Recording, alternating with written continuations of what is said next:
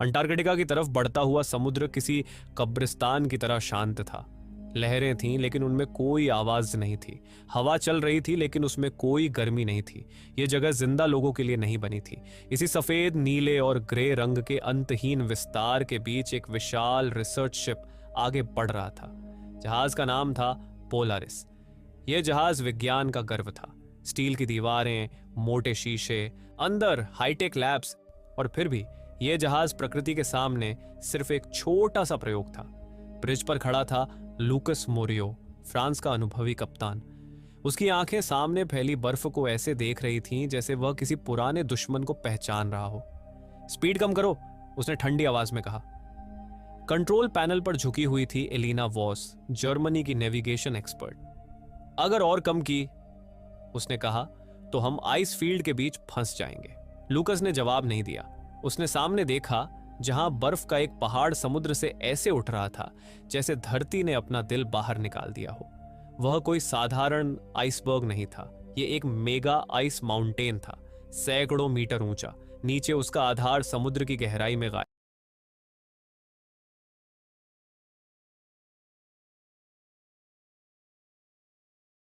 रहा था। Swiss glaciologist उसके हाथ कांप रहे थे। यह संरचना अस्थिर है, उसने माइक्रोफोन में कहा। इसका आंतरिक तापमान सामान्य से ज्यादा है। पास खड़ी थी सोफिया बियंची, इटली की क्लाइमेट साइंटिस्ट। मतलब? उसने पूछा। मार्टिन ने निगलते हुए कहा, मतलब? If you struggle with eczema, join a study of a potential treatment where you may see a dermatologist at no cost. Receive up to one. ने निगलते हुए कहा, मतलब यह कभी भी टूट सकता है। इंजन रूम में जोनसबर्ग, नॉर्वे का इंजीनियर, मशीनों की आवाज सुन रहा था। वह जानता था मशीनें बोलती नहीं हैं, लेकिन झूठ भी नहीं बोलती। उसने इंटरकॉम उठाया। ब्रिज, उसने कहा, इंजन पर ज्यादा दबाव है, बर्फ की परत नीचे मोटी हो रही है। लूकस की आवाज आई, हम वापस नहीं जा सकते। पोलारिस आगे बढ़ता रहा। हवा अचानक तेज हो गई। आसमान में बादल नहीं थे, फिर भी रोशनी कम हो गई। समुद्र ने करवट बदली।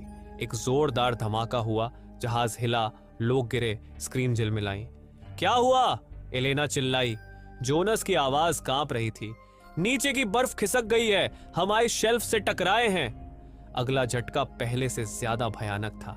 एक चीखती हुई धातु की आवाज, जैसे जहाज दर्द से चिल्ला रहा हो।